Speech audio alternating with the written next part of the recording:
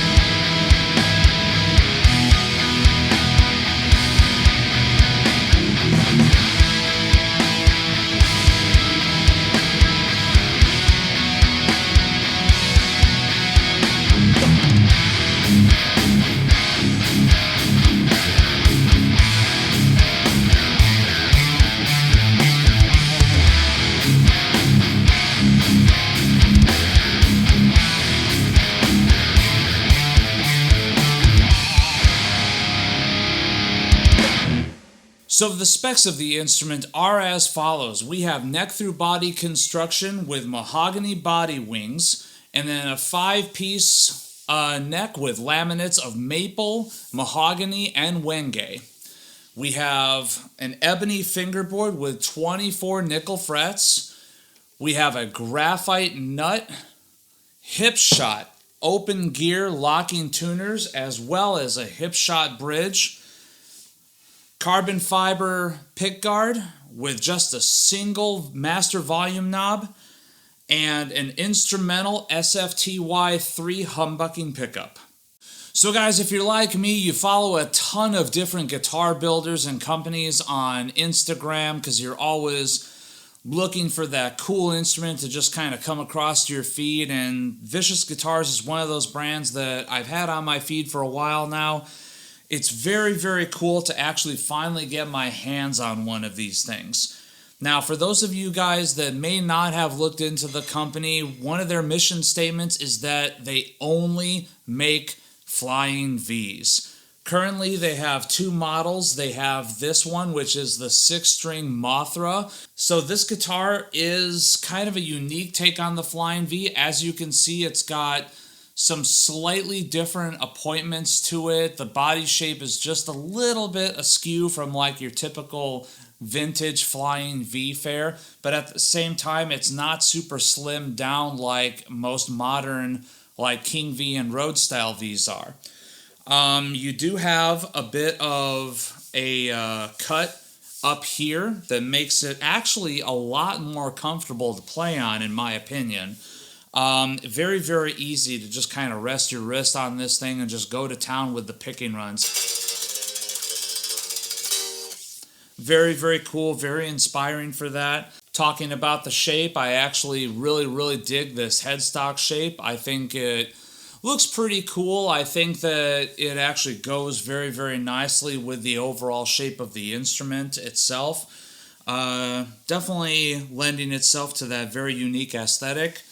As far as playability appointments goes, something that I think is really cool is that it's a flying V that has a deep dish jack, which makes it just a little bit easier because that cable is not just kind of bumping into your leg, causing any sort of discomfort while you've actually got it resting on your leg while you're playing.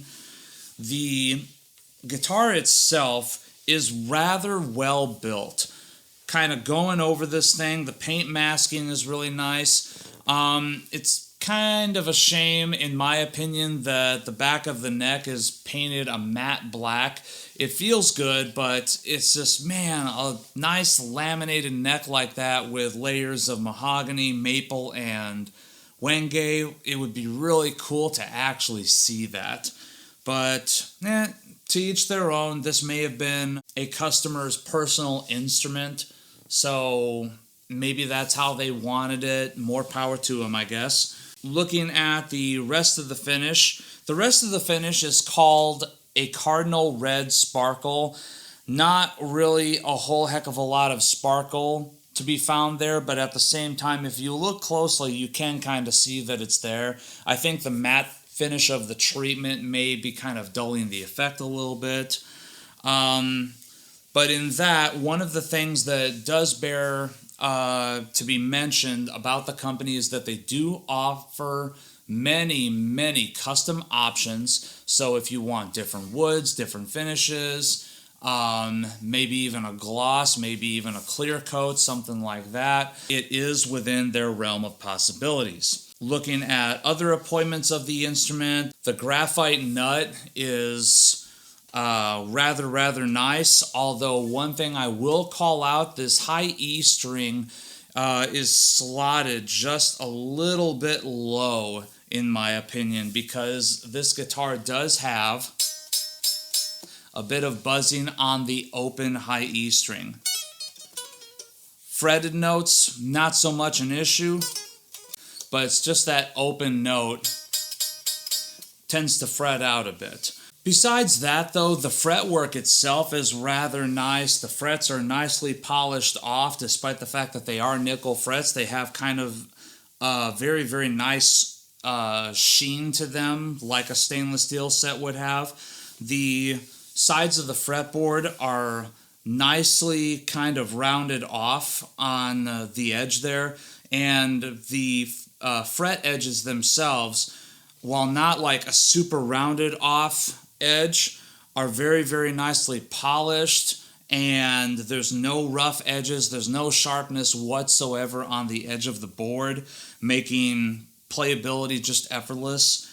The matte finish, getting back to that, it feels good. It's one of those nice satin finishes that you sometimes see on some higher end instruments, and this one is no exception. This is a slightly higher end instrument, above the $2,000 range if I remember right, and it does feel good. It kind of gives me a little bit of a vibe of the old school Washburn Greg Tribbett V with just the single pickup and the matte finish, but it definitely feels a lot better than that instrument did. I would know I had one back in the day, but this does definitely feel like a substantially better instrument in terms of overall playability and comfort, and it definitely doesn't feel like it's going to break apart in my hand like that one sometimes did. All the same, this is a rather nicely put together instrument. Moving on to how this guitar sounds, it definitely oozes metal mojo. Not just in terms of how it plays, but also once you plug it in. This instrumental SFTY3 humbucker is a really nice piece. It's something that I've had a chance to play in several other instruments before. It is also a pickup that is very heavily dependent on what instrument you're putting in. It tends to sound slightly inconsistent from guitar to guitar. In this particular instrument, it sounds meaty. It has a slight bit of growl to it, but at the same time, it does have kind of a boosted top end, despite the fact that there's a lot of mahogany in this instrument.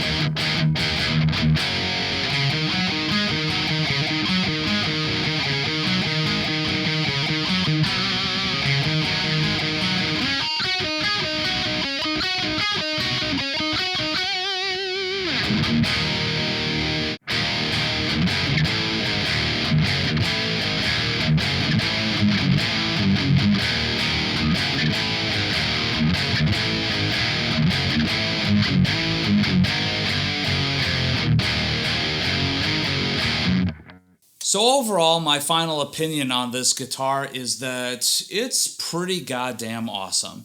It's well put together, very well built, has some really nice appointments and features on this, but more important than I think anything is that it's just one of those instruments that's super inspiring to play on.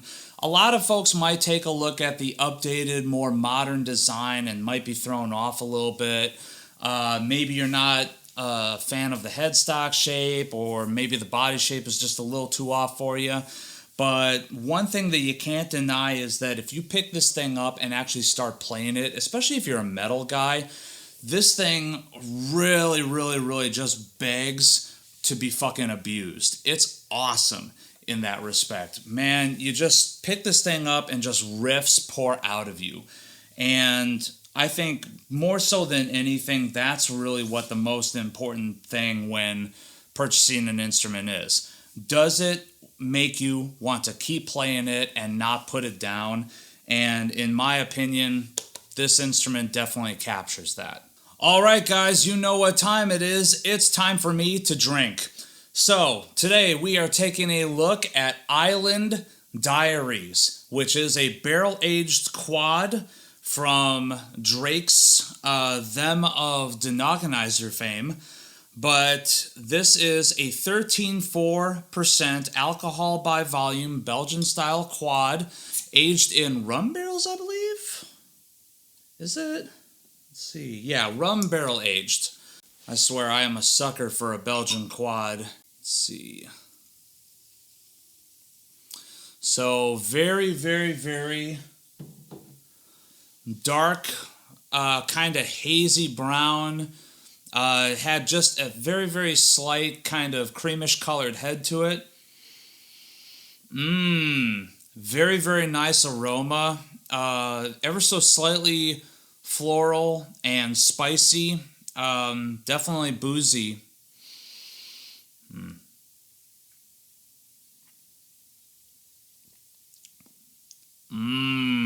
Wow. Really fills up your palate. Definitely hits you in the cheeks here with how much alcohol it's got, but it's not a bitter kind of alcohol taste at all. Quite the contrary, it's much more smooth.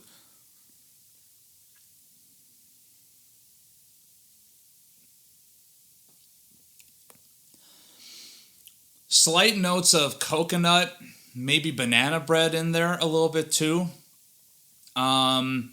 Like most really good ales, I definitely detect notes of apricot in there, but in this it's much more subdued. The banana bread and kind of the spiciness of the rum is much more present.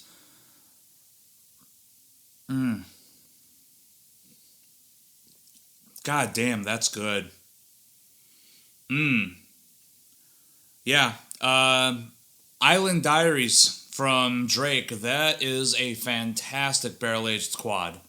So that's all I've got. Leave a comment in the comment section below. Like this video. Subscribe to this channel. There's a lot more review videos to come.